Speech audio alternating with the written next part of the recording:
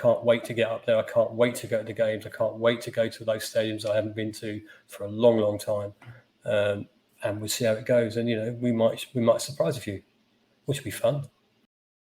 Hello, and welcome to the Absolute Football Podcast. It is our All About series, which is, funnily enough, all about things. It's all about a club, and it's all about Luton Town today, a very big name, obviously, in the world of football and the world of English football in recent times. So we have a guest, and we'll come to our guest. But, of course, as I always say, I never do this alone. I always come in tandem with Charlotte is here. Charlotte, how are you? How are you today?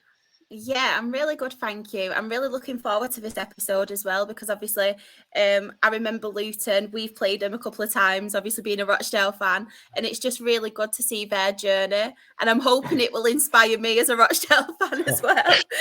I'm really hoping. So yeah, I'm really looking forward to it. How are you? Yes, yeah, I was thinking that actually today when sort of researching into the country. I thought, there's a story to follow here for Rochdale. I'm sure it could be done. I'm not doing too bad. I've had a busy couple of days. I've been up and down. I flew in from Glasgow this morning. I've been working away, so I've got my coffee and me Lionel Witch tea mug to keep me attentive as you go through. But I'm sure I won't need it because it's going to be thoroughly exhilarating. Because we've got Dave here, of course, from When the Town podcast, Luton Town fan podcast. Excellent. How are you today, sir? Thank you for joining us. Well, thanks for inviting me to start with. And I am fine. I haven't come down off the high yet from the Wembley game. I'm literally rewatching it as much as I can. I'm talking about it a lot. I'm reliving every single moment of it. Probably the best moment we've had as Luton supporters for a long, long time. But yeah, so I'm still up there on that high, and I'm loving every single minute of it. I'm sure next season might be a little bit more difficult. Absolutely, we want to catch you while you're on that cloud of that high because it was an unbelievable high. I have family in Luton. Actually, my godson's a Luton supporter, and some of my family were on the BBC page of the celebrations there. So I was very proud of them to probably go for it, and they definitely enjoyed their day. I can assure you that was the case. So you do obviously the When the Town podcast. It must have been amazing for you on that in terms of the last couple of weeks, and I would imagine many discussions and memories and stories of the big day that you've had. I think when you do this sort of thing, you just want to convey the atmosphere of what's going on around you. And the build up to the semi-finals, for instance, was amazing. Going up to Sunderland and podding about that and speaking with my friends from the Sunderland podcast was really, really good. The second leg, again, we're on that massive high. Could we actually go to Wembley? Could we dream? Could we dare to dream after what happened to us the previous season? And then you get to Wembley, and then you've got that 2-week build-up, worrying about tickets, everything to discuss, and then obviously the glory of the win, even though it was penalties. It was a big discussion for us, and a lot of interaction with our fans. It's been. I can't tell you how brilliant it's been. Literally, Charlotte, if you get to this position, you'll love it. I can tell you. I hope so. Even back to the Football League will do me. Well, you see, if you think about our team, and if you think about when we got literally shafted by the Football Association, 30 points deduction, there was no way we was coming back from that. And in 2009, we actually win a final. Before we get relegated, we win the JPT final. And then the following week, we get relegated to non-league. And I have to be honest, a lot of us fans thought that genuinely we'll go down for one season, we'll be straight back up. Don't underestimate that division because it wasn't like that. And, it was a struggle to get out. But, it's a difficult one to assess, really, isn't it? When you're that low in watching football, and you just wonder if you're ever going to get back. Wrexham were happy to get their Hollywood back in, and now they're back up. But without that Hollywood back in, they struggled for years. If you've got your team right, if you've got your management right and your selections right, then you'll get up eventually. Yeah, exactly. And I think a lot of our fans as well in particular, they're all like, oh, straight back up and stuff. And other fans are like, oh, Rochdale will put money on them, be going straight back up. But no, I would be more than happy with finishing around mid-table this season and just getting stability and then hopefully working our way back up, because I do think we will struggle this season because it's just a whole new, we've never been there before. Obviously, we've got players leaving, new manager. So I think we just need to find our stability first, find our feet there, and then hopefully push on. We But sort of had the opposite of that though, because we just won the JPT final. We're the lowest league team ever to win that trophy, and you get relegated the following week. You think, well, they're all going to leave, but they didn't. They stayed. They recruited. They stayed. They wanted to play for Luton Town in that division. So you're sitting there after that little glory moment you had at Wembley Stadium in front of 40,000 supporters from Luton Town, and then you think, well, if we keep the same team, we're going to not struggle. And you got your eyes open pretty quickly when you go to some of these places and some of these stadiums, and you're standing on a terrace that could hold about 12. And I know I can't talk about our ground, but it was poor, and the pitches were poor, some of the games were poor. It was always well supported, but I just felt the first season, I think was a little bit arrogant, really. I think we all just generally thought we're going to bounce back up. The realization that when you didn't go up after the first year was, oh, this could be real trouble for us. And I started watching Luton way long. I'm quite old. I know I don't look it. Thanks very much. But I've seen Luton in the top flight in the 70s, in the 80s, and now I'm going to see it again, which I can't wait for. And we got relegated in 92, didn't we? 93 for. When was the Premier League started? For 94? 92, 93. 92. First, yeah. So that's when we got relegated. We were founder members of that league, but didn't ever play in it. So when you drop out to non-league, you see, we had that little bit of arrogance about us. Yeah. And I've got to be honest, I quite enjoyed a lot of the football once I settled into it. I didn't miss many games. But it was just not where we should be. I've been watching Luton. I knew Luton, they're the most glorious part of our history in the 80s. I was watching Luton at Wembley. I was in FA Cup semi-finals, things like that. Really good football. All the big teams coming down to our stadium, and suddenly we're hosting these tiny little clubs, Dartford and people like that, And you're just thinking, how have we got to this position? And it's terrible, really, when you look at why we ended up where we are.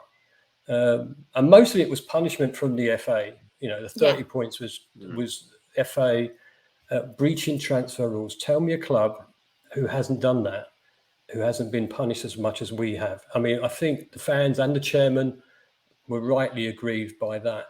Then we had some stupid bloke try to take over the club, John Gurney, and he had crackpot ideas.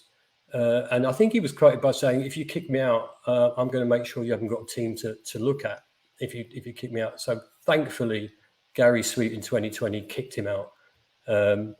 And they recruited well. And it's, when I look back now, it doesn't seem that long that we've been from non-league to where we are. But what a ride. You never get an easy ride watching your team. Never, ever. Never. But my God, this is what a roller coaster we've had. What a roller coaster. I think what frustrates me as well is, and I've said this many times on the podcast, and Sam can back me up here, but I feel like the smaller clubs and the lower league clubs get more punishment than the Premier League teams, and that just infuriates me so much. It's like, obviously, you guys, it was Swindon, obviously what happened to Bury, there's been Macclesfield, just so many lower league teams, and I just think if you don't get the backing from the EFL as much as obviously Premier League teams get from the Premier League. I think you're right. The Premier League, for instance, I mean, I'm glad we're in it right now because it's going to do lots for our club. But the Premier League are the elite with the money. If you challenge them about anything, the fine for them is nothing. They fine them £1 million. They can make £1 million from one TV game revenue on its own. Yeah. You're right. Swindon got relegated 2 divisions, didn't they? They got to the Premier League and they got relegated 2 divisions. And I think either Tottenham or another club did a similar thing to what they did, and they got a slap on the wrist. You look at what we did, I am sure that there are other clubs that have done similar things and not been punished, cooking the books in the wrong way, financial fair play rules, all that sort of stuff, and they get a slap on the wrist. Derby fans would say that they were hard treated by, you're right, Bury and Macclesfield, they were just thrown under the bus, and that's not fair. And it shouldn't ever happen again. You shouldn't get to that position where the authorities can kill a football club, basically, because that's what they've done. Yeah, 100%. And it's very, very difficult. Did you find that, say, having gone through that and the points deduction? I mean, obviously, with all our teams, it's win, lose, or draw, and you have to take what happens with that. But for such an impact to happen off the field, did that impact your kind of love for the game at all, or how you felt about it? Well, that's kind of a good question. I would say that I think it just made me want to win more. The game itself, the Premier League, because we've never been in it, I suppose I was a bit bitter, if I'm honest. And then, the distribution of money wasn't great. So now we get punished and we get kicked out into non-league. All I wanted to do was get back and have a go at the FA, really, I think. So I think every Luton fan and even the chairman would say the same. We wanted to get back in and just prove that, this club is never going to die. Did I lose? Did I lose? Yeah, I wouldn't watch Match of the Day because I didn't like the Premier League. I didn't like what they stood for at the time. I didn't like the way it was going, and I didn't like the fact that we got kicked out. So, I suppose a bit of bitterness there. So I didn't fall out of love with the game. I felt more in touch with my club than I ever had. And I've been supporting Luton for a long, long time. And I just knew that this is the team that I love. And I think it put us and a lot of fans closer to them, closer to them. There was a bit when we got relegated where some fans, like I said earlier, a little bit arrogant, thought they were going back up. The togetherness wasn't there. It wasn't there. And then I think it was John Steele and Ronnie Henry. So John Steele comes in and Ronnie Henry was our captain at the time. And some fan had a right go at him on the sidelines. And that fan was invited to a training session. And then at the end of every game at home, a fan was in the huddle on the centre circle and listening to the manager. It was crazy. And it sort of brought the club even closer. And we're owned by fans. In fact, all of our directors are fans. So we know that our club's in safe hands. And what happened to us before can't happen again. But I did get a bit bitter with the punishment. I did get a bit bitter with the top flight leagues. But that's because we was languishing where we were. I love it now, obviously. Yeah. Take that back now. Yeah. Exactly. The retribution just takes a while, doesn't it, to build, and then you're having your day. Well, if you come to Kenilworth Road, and Charlotte, if you've come to Kenilworth Road, you've seen the flag. We have a flag up there that flew at Wembley when we first went there in 2009, formed in whatever year we were formed, because I've just had a right nightmare, forgotten, 1885, betrayed by the FA, 2009. And that's hung in our stadium ever since. And it will be taken to the new stadium when we get there. I'm sure of that. You say, obviously, you've been a Luton fan for many years and seen many ups and downs and many roller coasters. How did the love for Luton start? Where did it all begin for you? Well, believe it or not, my dad, when I think back to him now, he took me to the game. He took me to football he kept saying, we'll go and watch football one year. This was 1969-70. Again, I would reiterate, I don't look that old, but thanks very much indeed for saying that. One of you are going to say it in a minute. So 1969-70, my dad tells my mum he doesn't want me to hang around on the street corners. I'm quite young at this point. And so he took me to Kenilworth Road. But it's been a big family thing. So my dad and my uncle and my cousins, they all used to go, but we were a little bit poorer than my cousins at the time. So we went in the Kenilworth end. At that time, it used to be open to all the weather. But I couldn't believe how many people were in that stadium at the time. Like 21,000 on an average back in the day, 17s, 18s. And I was literally passed down the front of the, all old people say this. You get to the stadium and when I was a kid, I was passed from the back of the stadium to the front of the stadium. I was. Our home end at the time was the Oak Road. I went to see Luton play Queen's Park Rangers, and I have memories of the ball narrowly missing my face. And I remember the team coming out, spells, and it was 0-0. And I said to my dad when I came home, can we go again? We didn't have a lot of money, so we went as often as we could. So I think that's what hooked me. I used to watch it when we were younger. Football was very rarely on television. It was the FA Cup that was on television, or it was England internationals. I love football, but you could never see it live. And so, we have this club that's like 3 miles from my house. Why aren't we going to see them? So that's what happened. And then my brother came along in the 70s when we were playing in the first division with, I think his first game was Tottenham, and we just started going every week together. It's been brilliant. He actually lives in Australia now, but he flew home for the final for a weekend. He came home on the Friday, went to the game, went home on the Monday. But so that's where my love comes from that. And I think it's a big family thing, because I still go with cousins. I still go with my cousins, and I go with my cousins' children, and they've all gone with my children, and we all sit together, and it's just a family thing, and that's why I go, and that's where I caught the bug. Very first game. Couldn't wait. It's lovely that, as you said, that the family, we've spoken to people from many clubs, and it's such the family community thing. And I suppose that helps as well with the way you rallied around the club, and you're there, it belongs to you. It belongs to your generations as well, through from your club, and fantastic eras that you've had of the past. You said, you've had some more sort of profitable eras in terms of how well you've done, but what probably is the era that you enjoyed the most as a fan, as a decade, say? Yeah, the decade for me would be, the 80s, really, for me personally. When I think back again, it was the first time I was allowed to travel away on my own, which I did, be it on coaches or trains or whatever. I think back to some of the achievements we got, because it's always been, I never, do you know what, this is a bit silly of me to say, but when you think about your own club, you don't really feel that they're a small club. You just don't. And I couldn't understand why people kept thinking it's Little Luton all the time. I used to think we were up there with the big boys, but we never was. We just never were. But we got there in the 80s. I'd never seen Luton at Wembley. I wanted to see that happen. That happened in the 80s. I mean, we went to Wembley in 88, 89. We won the Cup in 88. We went back to the final in 89.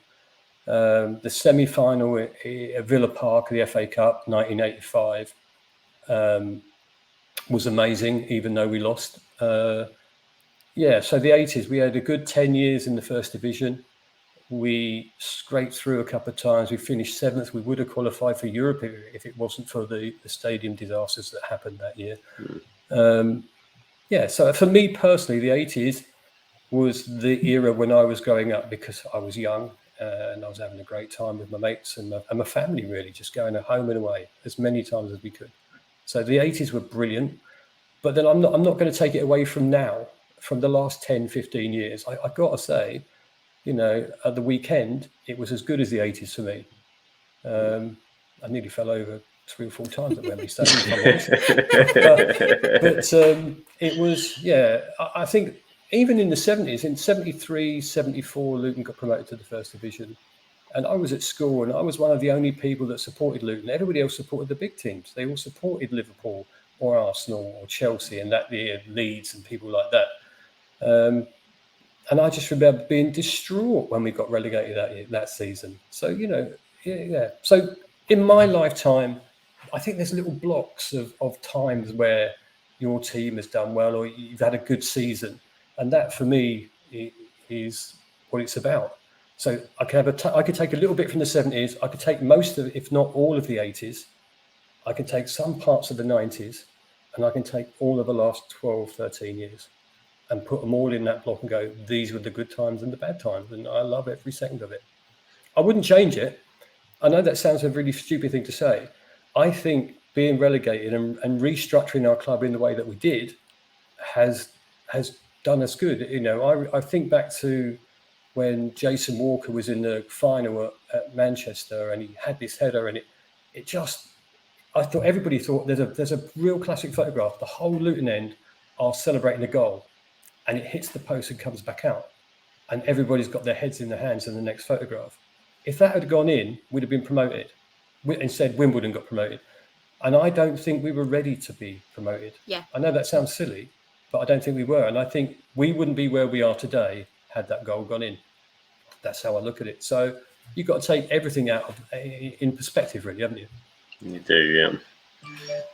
It's honestly, like listening to this, it just reminds me so much of like what happened with Dale as well, and it's proper like really good hearing it and inspiring. And I know it obviously doesn't happen to all clubs, but it's cheering me up a little bit anyway. Why can't it happen to you though? You know, the thing is, why can't it? I mean, the National League is still a strong division. When you get there, you realise that the football might be a bit slower, but it's still a strong division, and you'll still go to a team and you'll still cheer your team on, and with any luck, you'll do well. You know, why not?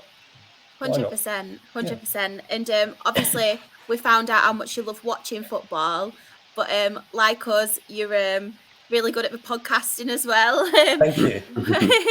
What kind of inspired you to go down that route, and where did it all start? The podcast started with my son, really. He came home one day because he's big into football right now, and I'll tell you a bit more about him in a little while. But he came home and said, "Oh, I want to do a podcast, Dad. Is that okay? I'll get all my mates round, and they sit, you know, just in front of the painting behind me and around this table." And they started to go. There was 4 of them, and then one week this guy didn't want to turn up. Didn't turn up, so I sat in. I had nothing to say, I thought, and when it finished, I realised I said a lot, and I gave a different perspective on it. And then I sort of got invited every week. But I think it started through his passion for the football club, and there wasn't anyone doing it for our club at the time. And he's football mad. He volunteered to work at Luton Town for free to do some filming and editing and stuff. And he's moved on from that now. He went to work for Brentford, and then, but he's very good at what he does because he used to be on the radio and stuff. So he led it all, and then we just had this little chat about the football. We did it because we love the football club, not because you want to make money out of it, not because we don't really make any money out of it, if I'm honest. It's because you love the club and you just wanted to have a chat. And it also then it got into lockdown, and I think that's when the podcast really came into its own, because we had lots of people comment about how it was nice to be almost sat in a pub with us 3-4 guys around the table having a chat about the team. And I think for us, that sort of spurred us on some more. And then you get quite good at it, and then you get some celebrity interviews in it, and it's all been cool. Then Luke goes to work he leaves Brentford, and he's gone back to work for Luton Town now, and so he can't do it anymore. So that's why we've taken the reins and pushed it on, and it's going from strength to strength, and we just love chatting about the football. I love interacting with other fans as well. I love talking to other people from other clubs. It's brilliant, is it? Yeah. You kind of build a community, don't you? Yeah, and absolutely. You'd never really speak to these people, but you kind of build a community, and then obviously you get invited onto their podcast. And I find myself as well, and I don't know if you do the same, it's like a little social life, but talking football. Yeah, honestly, I you know, as soon as I was asked by our producer guy, Jacob, will I do this? Absolutely, I'm going to come on and chat with you guys. Absolutely. And I'm, you know, I've signed up for so much recently. It's been brilliant. I love it. It's just chatting with other people with the same thing in mind. We all love football. We all love our clubs, and it's nice to interact with other fans. And you just get the other side of it. I sit here looking at my club right now thinking, we're amazing. You know, look at, if we were Wrexham right now, if this was Luton Town, we'd be on Netflix. It would be literally on Netflix. You know, Netflix missed the time, didn't they? Wrexham have a Hollywood story, but we've got the real Hollywood story 100%. from what we've done. And I don't begrudge Wrexham their success at all. I don't. You know, I think if we was all lucky enough to have the Hollywood backers, we'd all take them, wouldn't we? I think that's how I'd look at it. But I do it because I love it. I do it because I love chatting about football. I do it because it's fun. And it is a social. Yeah, you're not wrong. It is a social. Do you ever find as well it's a good release? So obviously you have been very lucky, you've had some really good results, but like on a day where you're really frustrated with a result, it's kind of a release. You can get it all off your chest. Yeah. You have to be careful what you're saying, but it's kind of like a release.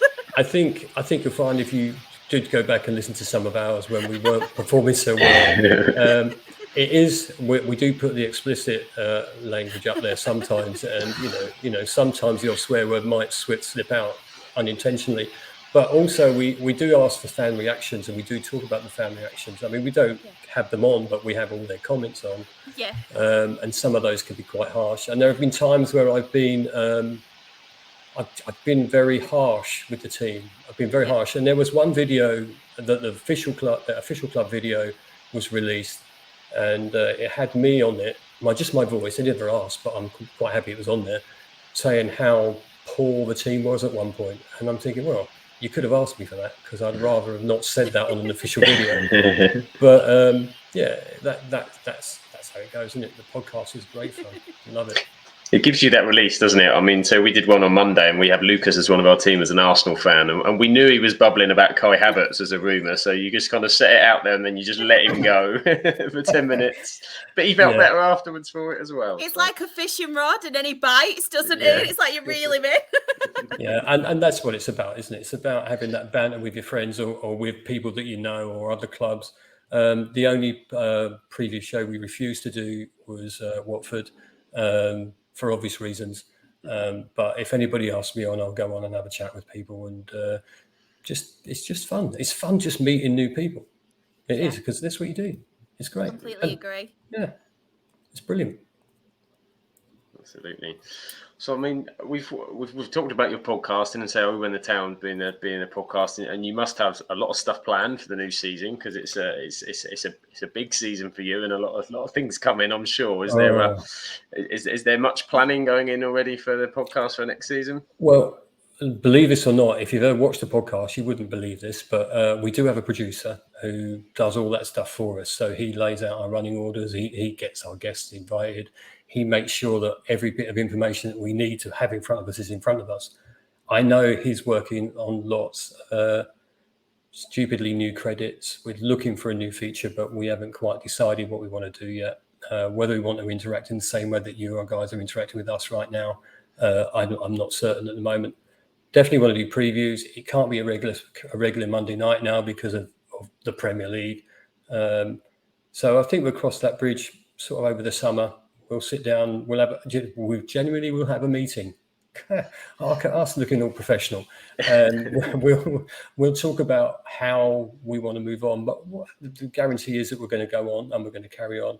We're already planning our Christmas episode, because every year we do a Christmas episode where we just sit around and get a little Christmassy, if that's the right way to say drunk. And we get some interviews in so each of us will get a couple of interviews done, but won't tell the others who we've been talking to.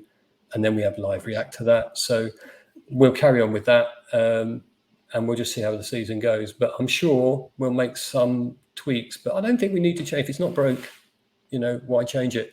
I've got this funny feeling that there'll be a lot of Premier League clubs that will sit there and go, oh, it's only Little Luton, it's only Tin Pot Luton, and I'm hoping that I get invited onto their podcast and I can put them straight or two about where we are.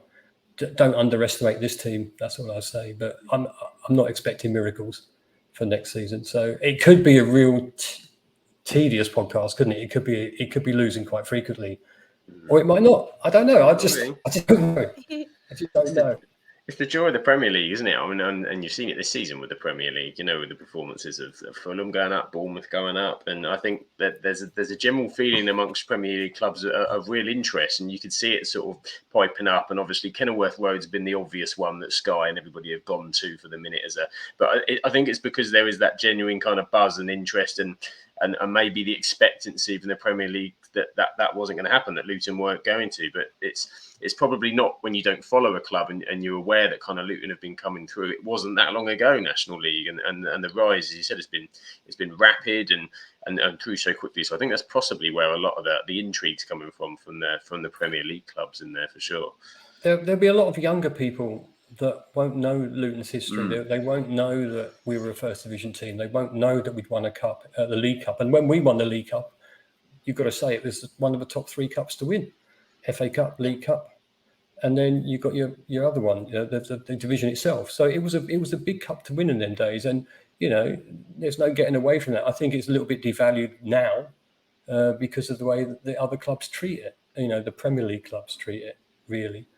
So there'll be a lot of people that won't know Luton's history and only know Luton since like 2008, 2009, or even later than that. But what has been great to see is the reaction from other fans around the world that have looked us up and gone, wow, that's a journey. And a couple of things I've read where they were saying things like, oh, I used to be Luton Town on Football Manager, and now I'm a Luton fan. You know, it's been amazing, the response. And yeah, take the mick out of our ground all you want. You know, for me, that was the home end. You know, the entrance, the famous entrance, and I think our chairman pointed out that that's not the only poor entrance we had, but he didn't use those words. But you know, every single fan that comes, oh, I walk through the gardens. Well, say something original about that, you know. But when you get inside that stadium, the atmosphere, even with 10,000 people, is unique and strong, and it's going to be great. It's going to be buzzing for the Premier League. It's the loudest I've ever heard it was against Watford this season. I thought it wouldn't be beaten. And then Sunderland, it was outrageously noisy. You could have thought there was 40,000 people in that stadium at that point. It was amazing. It's the loudest ever been. So you're right. You get a lot of mocking of the stadium. You play hoofball. You know, you kick the ball long all the time. Well, I don't see that when I'm watching Luton Town. I see them playing to strengths. I see them playing through midfield. I see some great passing, but all we get is hoofball from other fans. You know, you don't deserve to be where you are. We've had all of that, and we're still fighting, and we're still up there.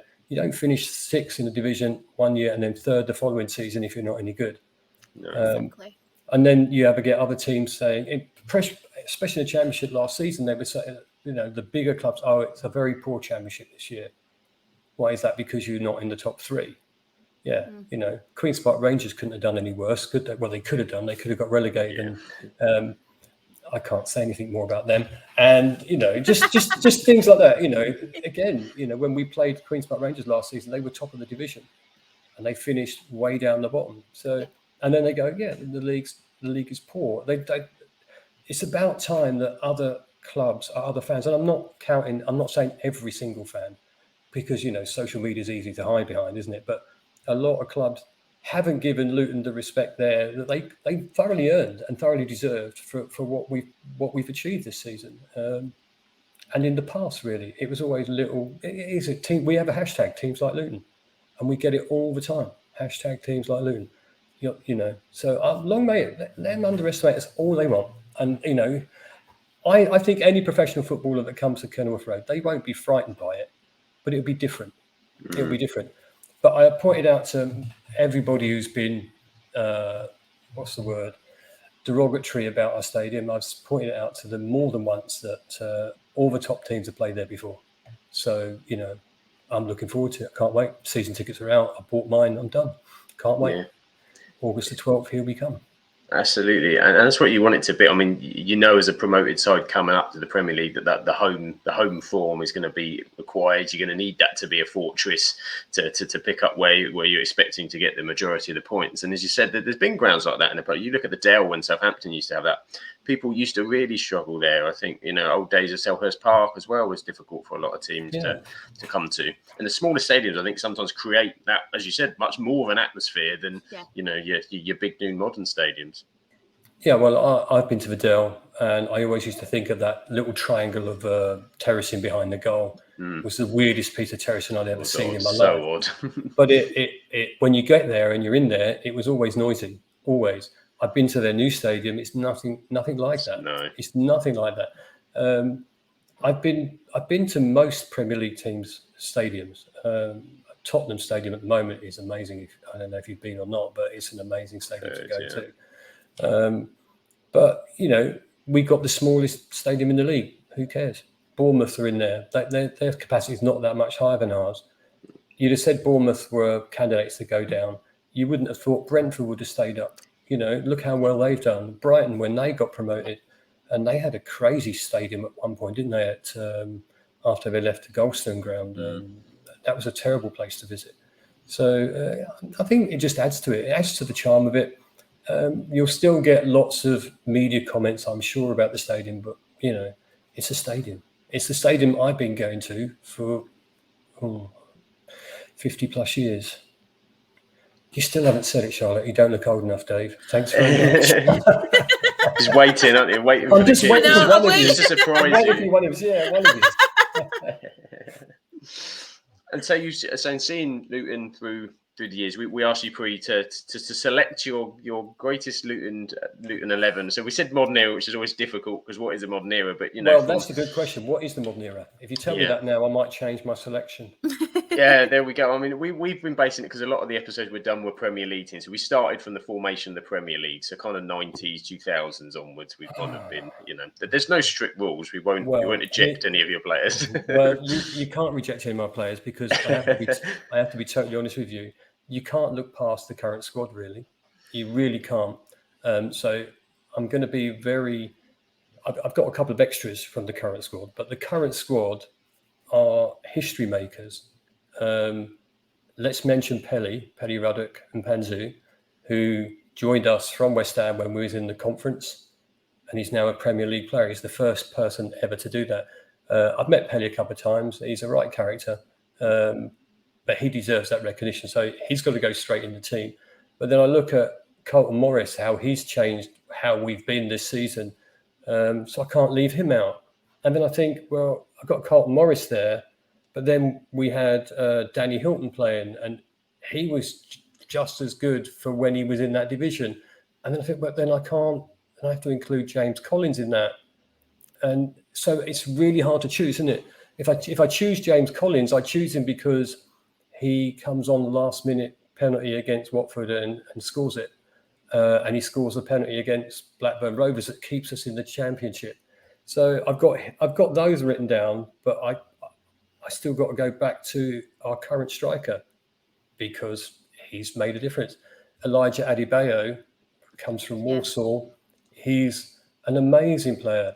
He's just gone from strength to strength. In the final, his run for that goal was amazing. So I have to put him in. Then who do I leave out? That's how I've looked at it. I couldn't pick a goalkeeper. So I'll go to the back, shall I? I've written down Shea.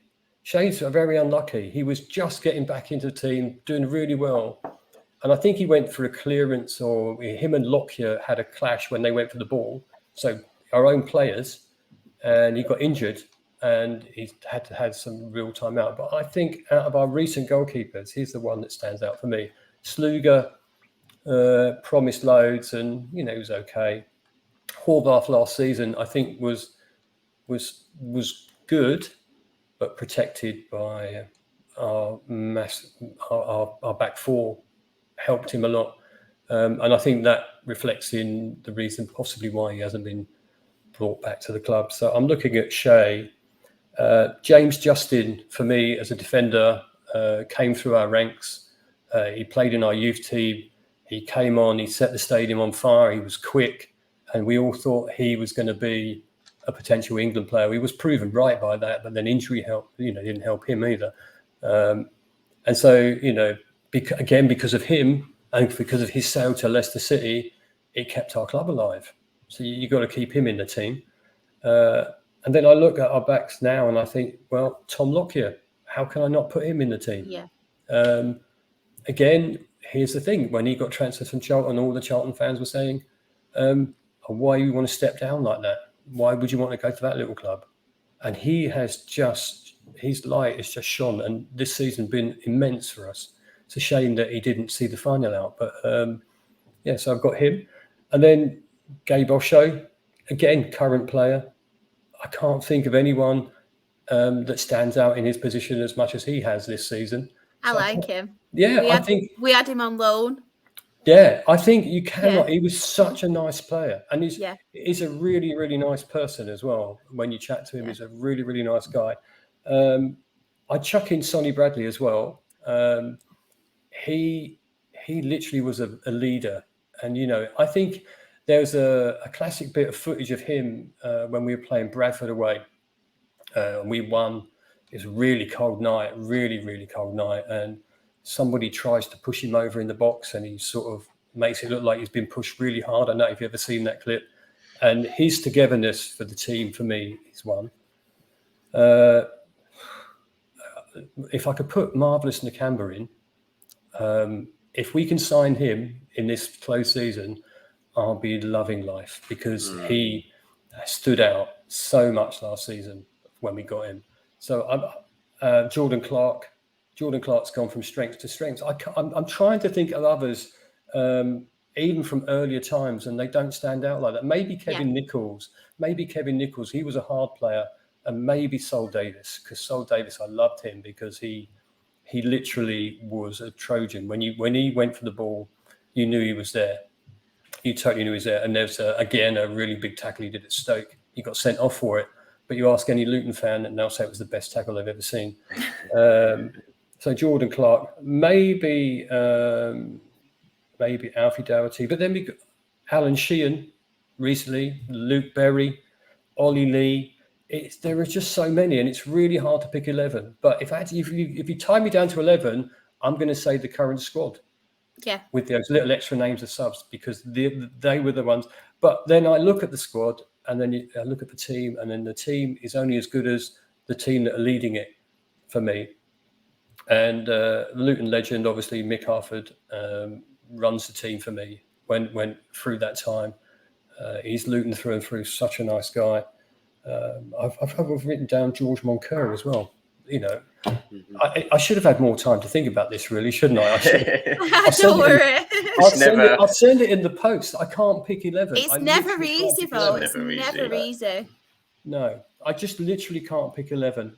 I've got the whole current squad down, and then plus the current squad's such a unit. I mean, I watched I think it was the second leg against Sunderland in the playoffs, and that was my interpretation, having not watched really any of Luton, to be honest, this season, apart from the odd highlights of kind of goals, and just the unit, the togetherness, the team mentality. I mean, they defended superbly that night, and you could kind of see it kind of led from that. Everything around the team was everyone. I mean, it's the old cliche, pulling all together in the same direction, but knew what they were doing. They were standing next to each other, shoulder to shoulder, and you felt it was a team. You can't really pick that player. It was they all gel so well together. The team has gone from strength to strength over the last few seasons. There's that core of people that you can rely on. But you're right, everyone looks out for everyone else. And that, think about when we won the final, the first question everybody asked was, how's Tom Lockyer? Let's not go do the champagne. How's Tom Lockyer? Yeah. Every single player were together, that's refreshing to see, because in the past you've had a couple of people playing that possibly didn't pull their weight as much as you wanted them to as a fan. I'm not saying they weren't trying, but as a fan, you wanted them to be better. I just go back to John Steele coming and bringing that club back to where it is. And now you can see everybody works for each other. Everybody, even if they're not playing, even if they're not on the subs bench, they're in that team. You can see it a mile off. I felt Alan Campbell was a bit unlucky not to get in the game recently, because I when he first arrived, I was just thinking to myself, I didn't think he lived up to the hype that we expected, and then all of a sudden he was on it, and you're thinking, how do you leave him out? But then you put Marvellous Nakamba in, you go, oh, I can see why you left him out. Yeah, it's just you're right. The togetherness is, and it's plain to see. I wonder how it would be if we weren't performing very well. I'd like to think that they would all get together and push it forward. But like I said before, I think we've got a decent manager right now. I think we've got a decent setup and a decent bunch of players. We might get more. We might get 8 to 10. Our chairman said, I'll believe that when I see it come in. But there'll be no big spending. So these people really wanted to get where they are now. They might not get a chance to play in Premier League football again. You just don't know, what level they're going to be at. So they do pull together, all of them. And there's been some, like when Jordan Clark came, he was okay. He was doing all right. He came from Accrington, didn't he? And he was okay. But then he's just got to that next level. And you want to know how much further he can go. Yeah, the team are super, super tight. It's lovely. It's lovely to have it. There's no prima donnas in our team. You can look at some Premier League teams and you go, oh, yeah, you're on £80,000 a week or £100,000 a week. You can see that. There's none of that in our team at the moment. I'm not going to say it won't happen, because I can't. But I'd like to think that the recruitment in our our club is one as such. If you don't fit in with how we are, you're not coming. And I just hope we keep our money for the new stadium and stuff, really, because that's the next step for Luton. 100%. There you go. 100%. Just going back, we've obviously spoke about the promotion and stuff, but going back to the beginning of the season now, it seems like a while. It seems like a good long while ago, doesn't it? We've had a World Cup between and everything. Yeah. But just at the beginning of the season, as a fan in general, was you happy with your recruitment and the additions that you did make? I think after this disappointment of getting beaten by Huddersfield, and then the new season, you're just chomping at the bit to get going. And I wasn't disappointed with how we've recruited. I wasn't disappointed with the way that we reacted. I thought Nathan Jones was good enough to take us up. Yeah. People like playing for him at our club. I don't think he's had the right rub of the green when he's moved on, although he's now a multi-millionaire, obviously, because of the payments he gets back of it. So I'm sure he's not bothered. So I think we started the season full of optimism, really. I think that's how it would go. I don't think any Luton fan expect anything else, but I think we snuck into the playoffs last time, and that was a dream. We narrowly missed relegation, then we consolidated, then we finished sixth. Surely we can do as good as that, or maybe we can flirt with the playoffs again. I think that's what we were thinking. So the new season comes along, you're a bit excited about it all. And it starts slowly and starts to build up. You start playing teams and you just think, hang on a minute, we're doing all right here. We're doing all right, and it went from strength to strength. I recount myself going back to the QPR game when we played Queen's Park Rangers at home. They were top of the league. I think we were about. Someone's going to correct me on this. I reckon we were about 7th, 8th, 9th, but there was a big points gap. And then we haven't beaten them for God knows how many years. God knows how many. They must be the biggest bogey team we've had for a long time. And we beat them. And they all go, well, it's a one-off for you. But we beat them. And I walked home and I said to the lads afterwards, I said, you know what? This could be an omen for us. Maybe we're just going to break some of those things that have been hanging over us forever. We went to Queen's Park Rangers at Loftus Road and we hadn't won there for decades. And we won there. And you suddenly start to think, yeah, great. So the start of the season, can't complain about how the team was set up. You couldn't complain about the manager. We've just come off the back of a playoff semi-final defeat. And we're all full of optimism, hoping. I think our biggest thing was, let's not get pulled back into that relegation area. Let's consolidate again and then see where the ride takes us. I think it's everyone's attitude, really. Yeah, obviously we mentioned Nathan Jones as well, and obviously he departed to Southampton. What were your thoughts on his departure to Southampton? And was there a little bit of worry in you, thinking maybe this would, obviously, he would struggle after that? If you look at the 2 times he's quit our club, the first time he quit our club, he literally dropped us like a stone, and I have to be honest, hated him for that. I've said it many times. The only people that are loyal to your football club are the fans, right? Yeah. So it's a job to them. So I understand the reason he took it, but not the way that he did it. And I think we was at an FA Cup game at Sheffield Wednesday, and when he came to say, we lost, as always, in the FA Cup up there, and I remember him coming over the terrace and I thought, he don't look the same as he normally looks. But then he did the off the next day, and then Nick Arthur stood in. So when he went that time, I was angry. This time, he did it the correct way. You knew as soon as they said he was going to go, the only thing I thought was, well, there's compensation. They're going to pay us some money, and that might help us rebuild the squad. So was I worried? No, because I realised that our chairman and our recruitment, Mickey Arford and our chairman, Gary Sweet, they probably, as soon as they knew he was going and they knew Rob Edwards had been sacked, they was talking to him for definite. And, it comes off the back. He was in, Nathan Jones, I think, when we went to Watford, was not in the zone. We got absolutely spanked there. And then a few weeks later, he goes. and we bring Robbie Edwards in, and Robbie Edwards has been immense. He's such a nice guy as well, such a nice guy. So was we worried? No, I think we was, again, we're going to move on. And, you come back once, you're not coming back a third time, Nathan, I'm afraid. Yeah. And if you do, I think we'll be in trouble. We'll be in a different league.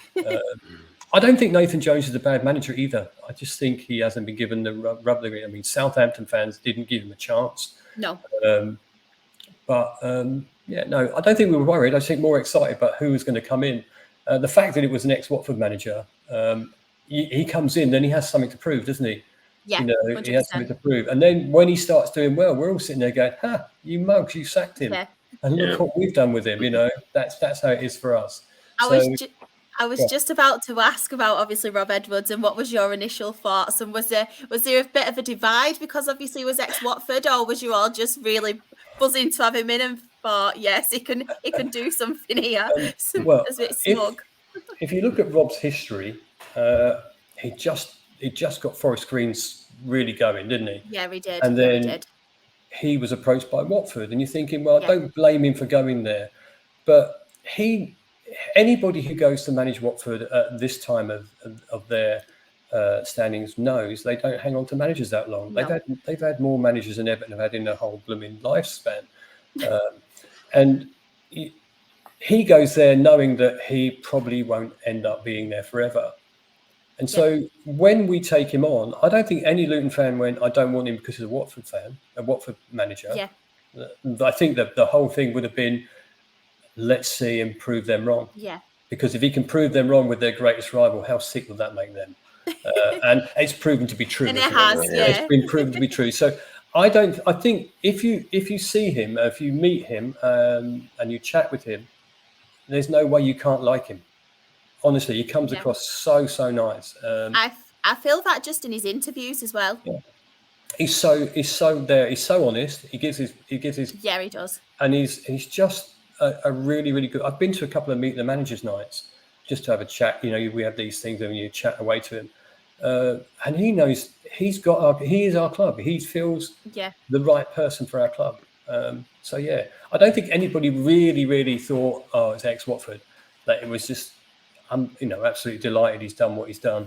And when we played them at home and played them off the park, he becomes an absolute legend just for that. So it's crazy. We haven't beaten Watford like that after we got spanked at their place. He's a legend. He's a legend already, and he's only been at the club 8 months. Long may he stay. There'll be a time where someone comes in for him, because if we don't stay up, there'll be a time, and he'll go, and I'm sure that he'll go affectionately with us. I don't think he'll leave in the same way as Nathan left the first time, put it that way. But if the more successful he gets with us, then he's going to create, because again, we're just Little Luton. If a bigger club comes in, I wouldn't blame him for going. But at the moment, he's our manager, and I hope he does well in the Premier League with our seasons, please. I think that's what. Robbie Edwards, legend. There you go. I love that. Obviously, you mentioned as well about the QPR result and obviously beating them. But is there any other? Obviously, it's been a great season for you. Is there any other standout results or standout games? What, apart from that and your promotion, what have been a highlight for you this season? Oh, you see, there's anyone you've enjoyed beating? Well, yeah. Did I mention Watford? You've got to remember that, given our plight when we were back in the 80s, Luton Watford was a regular fixture. And the win ratio between us and them is we've won loads more than they had. So, we've always got that. We've always got a trophy. But they had 6 years in the Premier League and then another couple of years in the Premier League. And they talked down at us for seasons upon seasons upon seasons. They hate our ground. They hate our team. Apparently, we're insignificant to them. But, when they won 4-0, you didn't hear nothing but that. So to put one back over on them when they thought they were going to come and basically spank us again was a highlight. Sunderland in the semi-finals was a highlight. Thinking about home games, they was all brilliant. They were just all brilliant this season. I'm just trying to think of a couple. Going to Swansea away. Swansea away was an amazing day out and a great result. And you start believing that your team's going to do well. So winning at Swansea, beating Watford, Queen's Park Rangers, Loftus Road was a brilliant night for us. Some cracking goals that evening. There's just been so many, Was there a particular moment or a particular game that you thought, do you know what, we could do this? We could actually go up. Was there any moment what stands out for you where you thought, do you know what, this is happening? Sheffield United were doing so well, weren't they? And there was a point at which we thought we could chase them down, and we didn't. And we beat them 1-0 at their place. And we suddenly thought, hang on, if we can beat that team, and we gave Burnley 2 good games last season. So I figured that was the moment you think, do you know what, we might just do this. We consolidate. We were there and thereabouts, and you've got Middlesbrough there and thereabouts, and Middlesbrough fans giving it large as they normally do, saying, well, we're going to be in the playoffs. And then they sort of switched off, and we finished above them, 5 points above them, and 10 points above Coventry.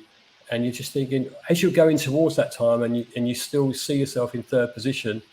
So the Sheffield United game was a turning point where you really sort of believed that you could do it. And then you just looked at other teams and they weren't winning. And you're just thinking, well, maybe we could even sneak second here. Would I change the way we went up? No, because we went up. Would I change it if we were Coventry? Of course I would. So I'm not going to complain. But you're right. Sheffield. Oh, I can't call them that. Sheffield United. I apologise. I'll take that back, Sheffield United fans. I'm really sorry. So massive moments during the season, and obviously culminating in the exceptional playoff run, and so you must have kind of had obviously memories of last season and what happened with Huddersfield and concerns that you'd been so good, but the playoffs can be such a kick for you if it doesn't quite go right. But we'll get to the final in a minute. But going into the playoffs, did that worry you at all that it could all come off? Well, if you looked at Luton's playoff history, you'd know we've never really won one. Semi-finals get kicked out, 2 finals lose. Another semi-final against Blackpool where we lost very last minute with getting to 5-5, and there was a clearance off the line that hit our goalkeeper's back and went in the very last. I remember. It was heartbreaking. So you get to the playoff semi-finals and you look at who you're playing. On the day it could have been the last day of the season. At one stage we were going to be playing Millwall, and then they mucked it up.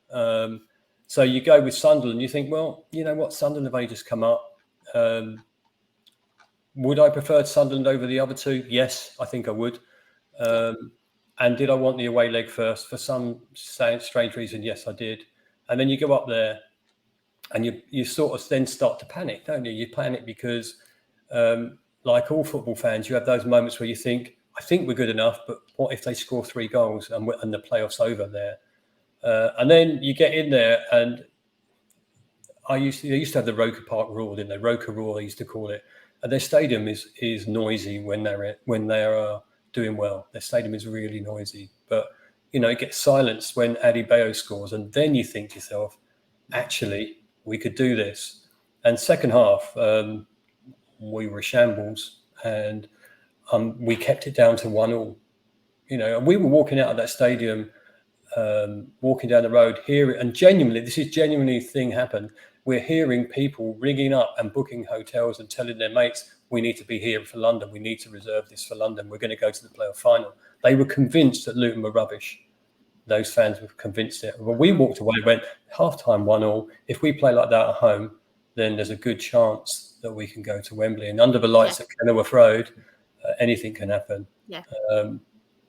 So you get a little bit worried at that point. And then you go on the night for the second leg, and you sit there and, stand, obviously. There, you don't sit down, do you, at football if you can't help it. You go into the atmosphere of our stadium, but then you're nervous because if Sunderland get a goal, it could be hard work. So you're hoping for a quick goal. And the night couldn't have gone any better for us. It couldn't have gone any better. A very quick goal was on top the whole game. I don't think there was any time where I thought Sunderland were going to score. So, from first leg in trepidation to second leg, watching the game and just seeing how dominant we were on the evening. In fact, again, this is how sad I am. I did actually watch the Sunderland second leg a little bit earlier this afternoon, just because I felt I wanted to see how good it was. And yeah, we were great. Love that. Lockyer again scoring that goal, and it's that moment where it hits the back of the net. But we could have had 3 or 4 that night, and I can't remember. Maybe one chance Sunderland had. The noise in that stadium, it doesn't come across enough on the television, but the noise that night was immense. It sort of played us on. So yeah, it was amazing. Loved it, and I think thoroughly deserved overall. Thoroughly deserved, but not according to Tony Mowbray, who basically was very uncomplimentary about our playing style, but played to strengths, literally. Yeah. Can you tell I'm bitter with that? You can tell that I don't like the way they refer to how we play. Yeah. But he, it was an amazing evening, and so my emotions went from terrified, oh, actually we could be all right here in the first leg, to absolutely terrified that we might concede early, and then we score and you relax a bit, and then you get the second one just before half time, and you think, well, they've got to come at you now. And the way we were playing, we're going to score again. We didn't, but I don't ever think we were going to concede, and it turned out that way. And what an evening! What an evening! Couldn't go on the pitch though. Not allowed to, are you?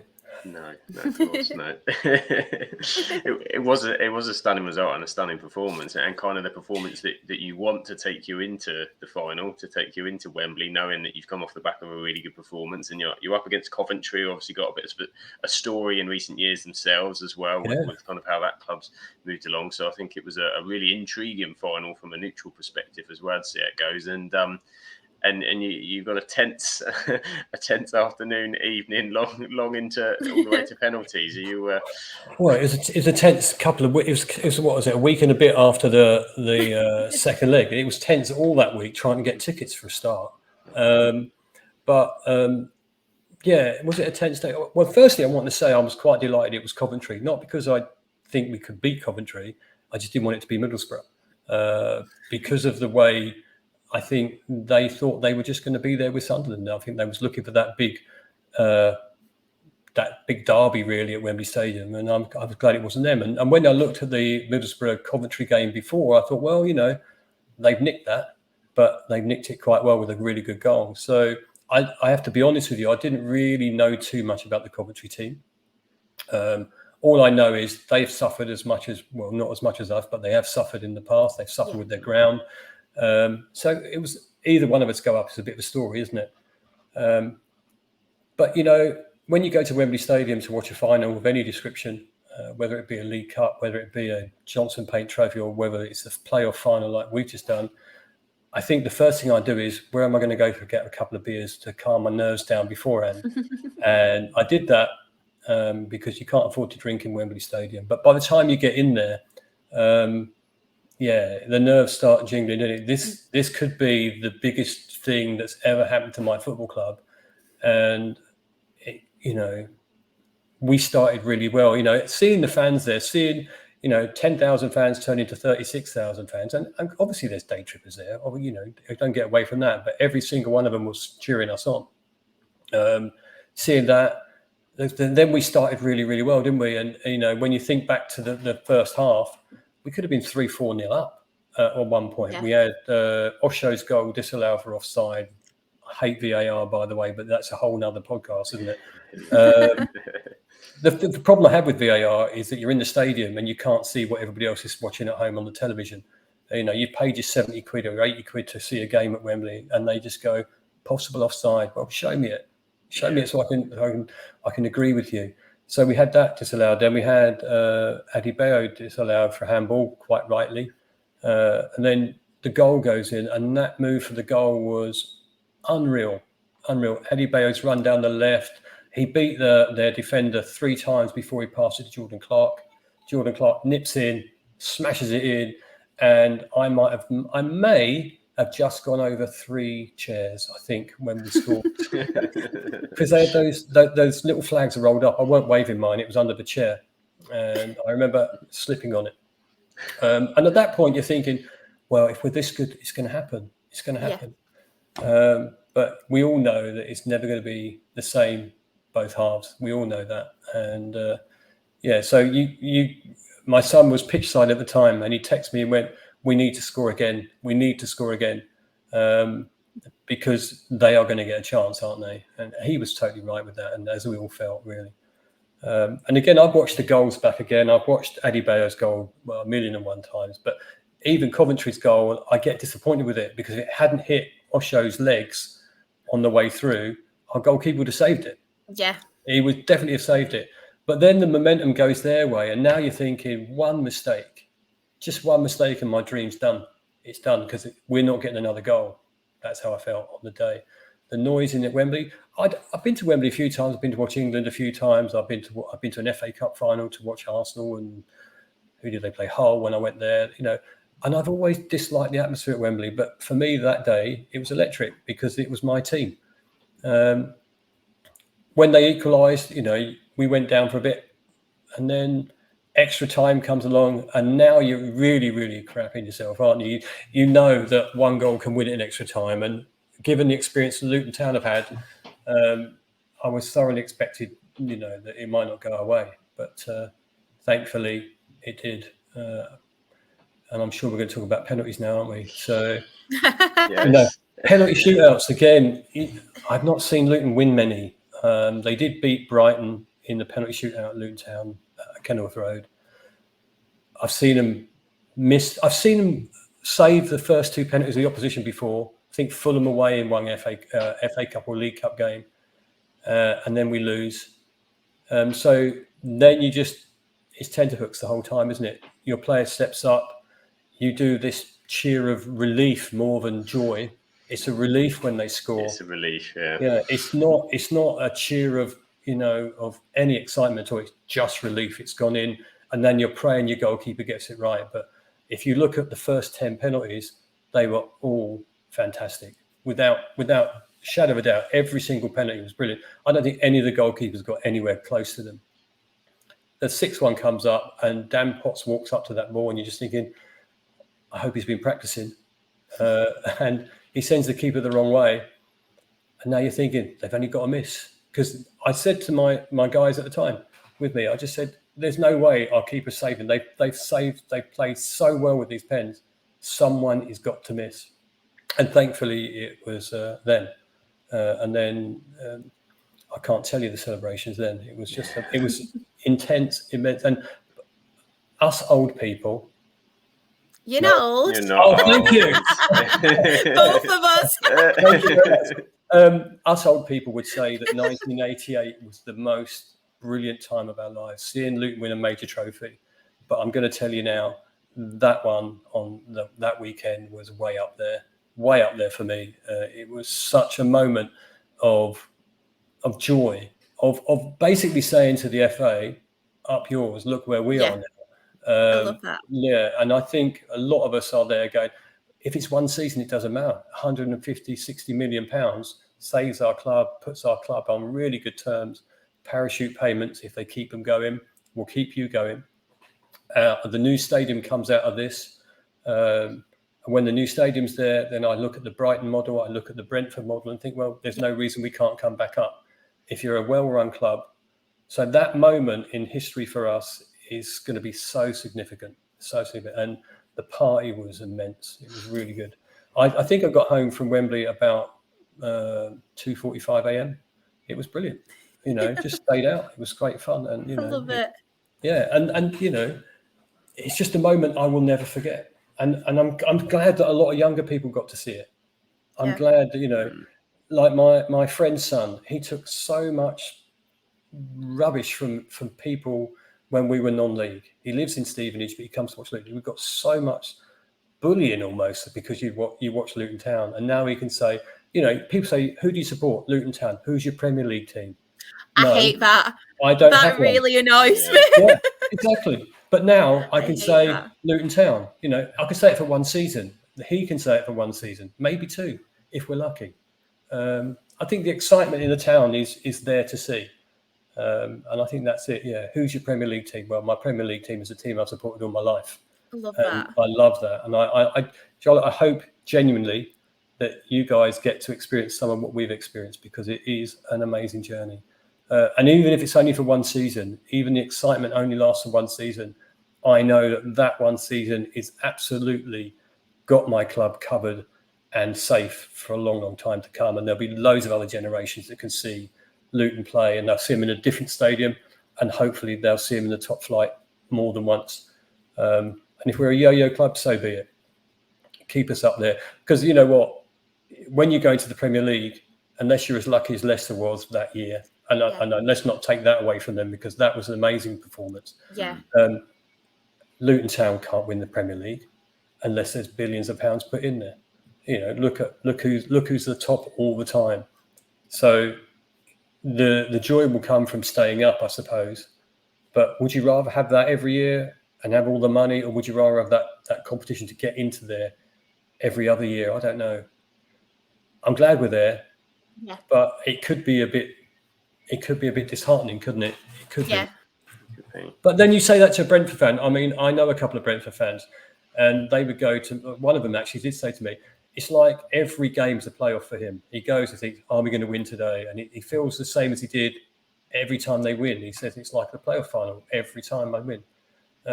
So, you know, I'll be very disappointed if we don't get a few points. I'll be very disappointed, like a lot of people have said, you know, they're going to beat Derby County's points record, which I think was 8. You can correct me if I'm wrong in anything you say, but I think that it was 8 points. I don't think we're going to do any well. I don't care. I literally don't care. They're never going to take that final away from me. They're never going to take us winning on penalties away from me. And the feeling of euphoria when he missed, and you're hugging strangers and you're just having a great time, that's never going to take away. Probably the biggest final we've ever won, without doubt. And 88 was fine. If we could win the FA Cup, that would round it off for me. If we could win that. But, you know, I can't be under any illusions. We're not going to win the Premier League for any time soon anyway. If we could make Europe, that would be amazing too, because I'd love to go see Luton in Europe. So I'm dreaming too much now, and I'm dreaming.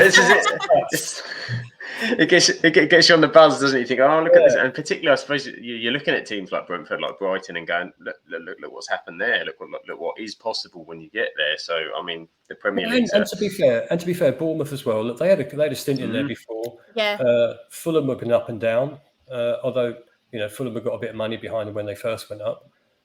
So anything's possible. Burnley did it before as well. You know, they're Burnley, European. Yeah. I don't know. If we've got enough good recruitment and we're not silly, then we'll give ourselves a little bit of a fighting chance. You know, but I'm under no illusions. It's not going to be easy, is it? Let's be honest. It's going to be terrifying going to Man City. It's like, well, think about that last season. The only team to do the double over Manchester City was Brentford. That is true. Yeah, so it's not impossible. Exactly. Brentford beaten twice, and Southampton stopped the quadruple. Yes, those two teams. Nathan Jones' biggest moment for them, wasn't it? His only moment, I think. But again, I think if they had Nathan Jones at the moment, they'd be all right. And I think they just appointed Swansea manager, haven't they? Russell Martin, They have. So it's I don't know. It's a whole new world down there in the Championship next season. It's just going to be just as hard to get out of. But to stay in the Premier League will be an amazing feat, and I don't think any of us are under any illusion that it's going to be easy of any description. But I don't think we're going to lose every game. We might lose a lot, but we're not going to lose every game. No. And we're going to get some points, and hopefully enough points just to not get above Everton. So they had that lovely new stadium in the Championship the following season. Oh, I know. Nice, yeah, so Can close. you make that dream? And no disrespect to Everton fans. No, you know, everybody thinks we're going to straight back down. Everybody's putting us down at the bottom of the league. Like I say, I don't care. I can't wait to get up there. I can't wait to go to the games. I can't wait to go to those stadiums I haven't been to for a long, long time. And we'll see how it goes. And, you know, we might surprise a few, which would be fun, wouldn't it? It would indeed. And if we draw Rochdale in the cup, you have to get through the qualifying stages now, don't you? I'm hoping it's just the one. It is just the one. No. Well, there's a thing, right? Because again, when I was younger, I always used to think that we had a chance of winning the FA Cup. The FA Cup third round draw would come up. We can win this. I don't think that anymore. I've got to be obvious. I just don't think that. But you know, they're out for our scalp now, aren't they? We'll be a bigger fish. Can you imagine? Yeah. Can you imagine? Can you imagine? And again, no disrespect to any teams below us. Imagine we get the team that's last in the league right now, and they draw Premier League Luton. Now go, oh, it's only Luton. Exactly. That's Yeah. what they'll say. That's what they say. They won't think Premier League. They think, oh, it's only Luton. Yeah. I wanted Man United. So it's nice to be up there for a while. But yeah, I'm rambling on here, aren't I? But how it No, is. not at all. Yeah. We're looking forward to having Luton, I think, in the Premier League, covering covering you guys weekly on what we do on a Monday. So for people that aren't familiar with, say, and haven't seen much of Luton, how would you describe your style of play? What can we expect from Luton as a footballing side? Well, what people will tell you is that we're direct. We play to our strengths. We're direct ball, long ball. I would point out that if other teams in the higher echelons of our Premier League divisions played a pass that was 30 foot from one side of the pitch to the other, and then your attacker pulls the ball down, dribbles around someone and scores, they'd go, that's a brilliant pass. They wouldn't say they're playing hoofball. So we get that. So I think we can be direct, but we can play quick, fast football through the midfield, and we have done that in the past. We've got a strong 2 at the moment up front. So you can expect that they're going to be their target man. So I think we're not going to change our style. It will be more direct. Some people say akin to Wimbledon when they were back in the Premier League, the old proper Wimbledon. We're not talking about those roads down the road. I think that's what we're going to expect. We're going to have, Nakamba. If we get him back, then he'll play. We do play through midfield, but play to your strengths. So I think a lot more direct than other teams may be, a little less forward backwards passing around that you get some of the bigger Premier League teams doing. But that they're totally world class players, aren't they? That's how I expect it to go. So I think fast pace, quick press, and play the ball directly as soon as you can. I think that's going to happen. I don't think we can expect much else unless we recruit differently. And get a couple of extra big players in, then that might change. But again, you've got to play to your strengths, and that's what it'll be. I think when we're away, we don't have much possession. Even last season, our possession of football was not brilliant. We didn't have the ball that long, but what we did with it when we had it was quite effective. So, you could look at match stats and go, you only had 33% possession, but we won 2-0. Don't care. When we played away in the past, shut up shop, close them down quickly, don't give them a chance, break away, score. I have to pinch myself. We're going to be playing Man City and Man United and Liverpool and teams like that. And, they know mugs. They know how to deal with that. It's going to be difficult. So I don't think they're going to change the style too much, if at all. It probably suits. Looking at someone like a Burnley, who are kind of quite highly possession based, for them, that you'd imagine they're not going to enjoy the same at times in Premier League. So you've got probably a change of style. You're going to be playing that way, that direct. You're not going to have a lot of possession against the teams and hit them, and it won't be anything kind of different to what they're used to. So it's not like you've got to completely rip up the scrapbook in the summer and come up with a completely new plan. So you'd hope that will serve them well in some games. Yeah, and there's no reason that we can't play a little bit better than people think we're going to play. I think back to the first game we played against Burnley last season at their place, and they were lucky to come away with 1-1. I think we dominated the game in the first half, and we could have been 2 or 3 up. At our place, they got a penalty, and they were clearly the best side we'd seen all season, to be fair, but. We were nose to nose with them for most of the match. So there'll be some scraps. There'll be some people that come and there's no getting away from it. There'll be some big results, I'm sure. But I think we're going to surprise a few, and I think we're going to take advantage of our strengths. And I think with the little bit more recruitment, you just don't know what the chances will be. We're waiting on signings, aren't we? Transfer window's just open, and like everybody, when you see you've got a lot of money, they go, well, why can't we spend 20 million on this and 30 million on that? Luton's transfer record up until then is 2 million. And that was for Carlton Morris. And that was undisclosed 2 million, I think. Before that, it was Sluga, 1.2 million. That's the law, So that for me was dream world. If we spend 5 or 6 million on a player, it'd be amazing. Whether we do that or not, I'm not sure. I think the majority of the money is going to the new stadium. So a little bit. Go on. Sorry, do you think there's any positions that you do need to strengthen? In particular, is there a certain one or? Well, I think it would be nice to just give a little bit more options in the back four. We've got Lockyer and Gabe Osho there, but I think you need a little bit more strength in depth there. I keep mentioning Marvellous Nakamba, but if we don't get him, I'll be devastated if we haven't gone in for him already. I mean, there's a couple of rumours around at the time of recording that it's almost a done deal. But if he doesn't turn up, I'll be very disappointed because I think he made an absolute huge difference.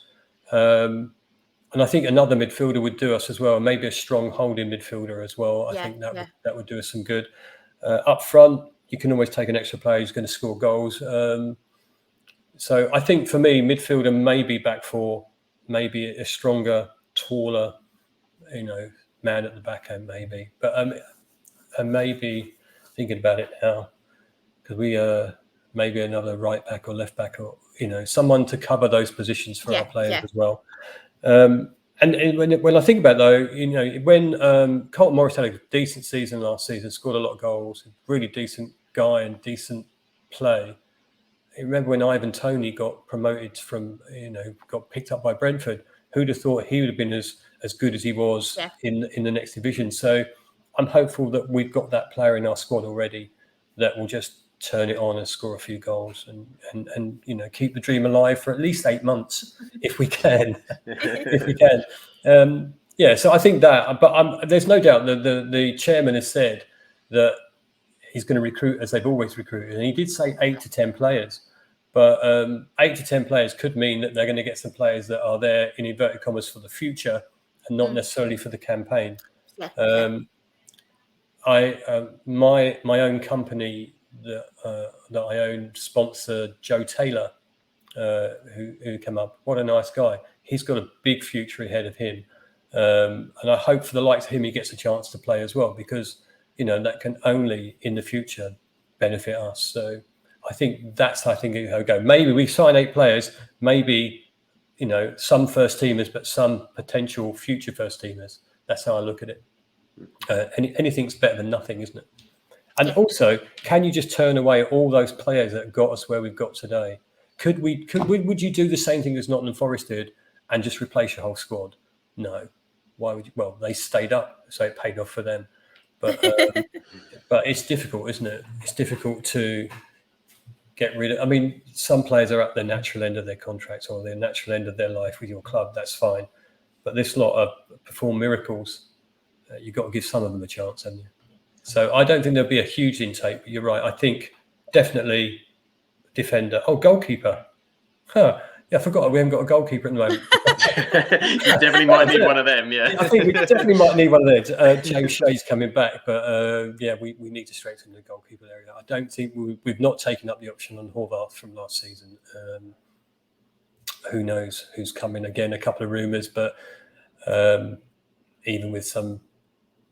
No, I just don't know who we're going to go for. And I don't... Do you know what? Here's the thing. That's the problem with me. When I look at football and I just look at my own club, I don't bother with everybody else until I talk to people about them, right? So if you started naming goalkeepers that were linked with me, I'd be going, well, who'd they play for and stuff like that. and why should we take them? Why are they coming down from Man City's third team or whatever else? Why would we want that? So goalkeeper. Glad you reminded me, boys and girls.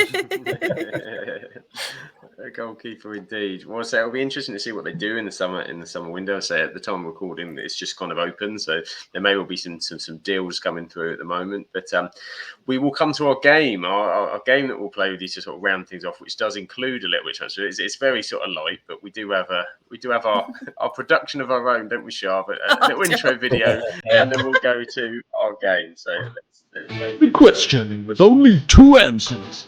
Absolutely or absolutely not. Absolutely. No. Absolutely not. Absolutely. Absolutely not. Absolutely. Absolutely not me. Rah, rah, absolutely. Absolutely not. Oh, yes, absolutely. Absolutely not.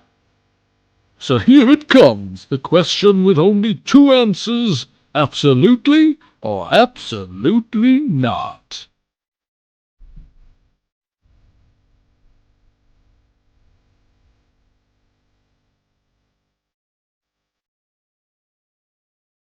And there we go, some production of our own.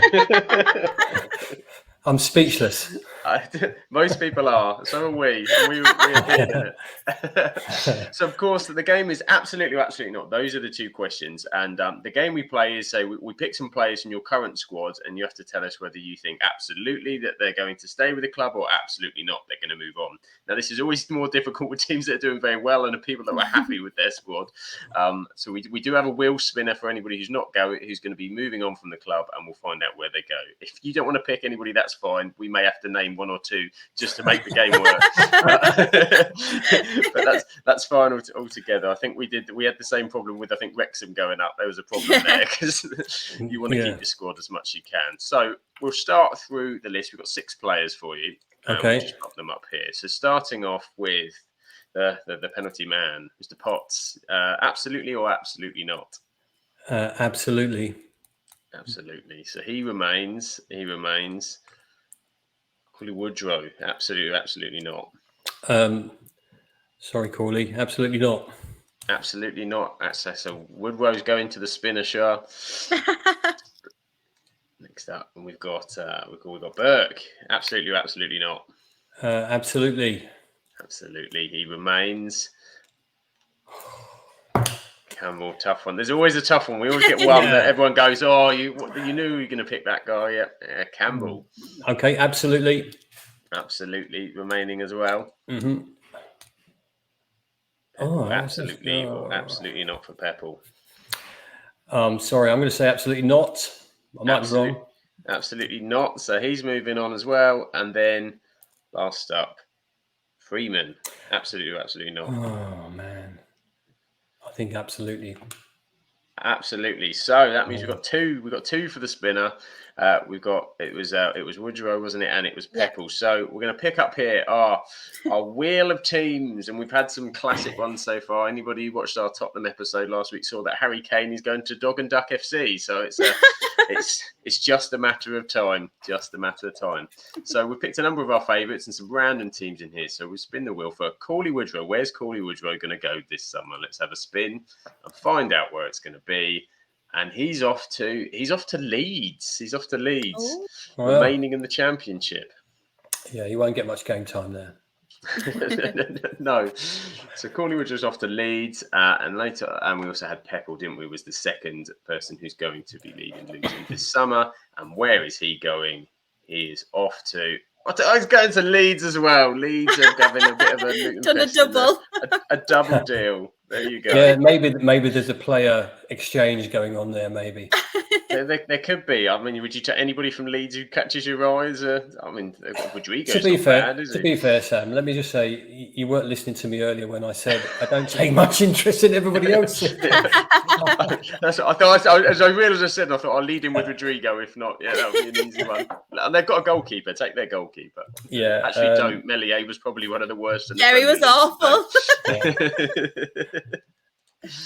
So don't do that. But no, we've sort of come to our episode. Thank you so much. We've really enjoyed talking to you all about Luton Town. It's been really sort of interesting for us as well. And we thank you so much for coming on. For our regular or new listeners, we have our whole All About series. We're looking to do more and more football clubs as we go through. I think there's about 6 or 7 clubs we've gone through at the moment and really enjoyed each and every one of them. And of course, do check out the podcast. Dave, where can people find your podcast? Well, you can find us on YouTube, Over in the Town, and Spotify, and any other place that does, iTunes and all the other places that you can get your sound from. But go subscribe on YouTube, please. That'd be nice. And just join in the fun and join in the comments and, just take it for what it is. It's great. Yeah. So YouTube, Spotify, iTunes, and all the other places you get your podcasts from. Perfect. So go and subscribe. You've been told. Go subscribe. Yeah, go subscribe, please. Yeah, you know what? We always say, Josh always says, it's free. It's free to subscribe. There's nothing. It doesn't cost you to subscribe. It's lovely.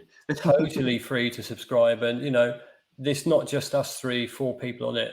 We have interviews with players and everything like that. So we're hoping next season will be quite interesting for us all. Fantastic. I'm sure that it will be. And we'd love it as well if you could subscribe to our channel on the Absolute Football Podcast. And you'll see here that we have 3 different handles in different places because Josh thought it'd be hilarious to give us a different name on every social media platform. So on Twitter, we are at Absolute Ball Pod. At TikTok, we are at Absolute Football Pod. And Instagram, Absolute Football Podcast _. And we do need to add Facebook, don't we, Charlotte? Because we recently just started on there, which is, I think, Absolute Football Podcast. Yeah, just an usual name. Yeah, normal name. The normal name, the actual name of the podcast. Yeah. It's a novel idea that we're trying. Why not call it as it's called? So go and join us on there. That would be fantastic. But again, thank you today. Thank you to Charlotte for joining me. We've had a great time. And thank you to you for joining us. And we hope to catch you again soon. So all the best and take care. We'll catch you on the next one.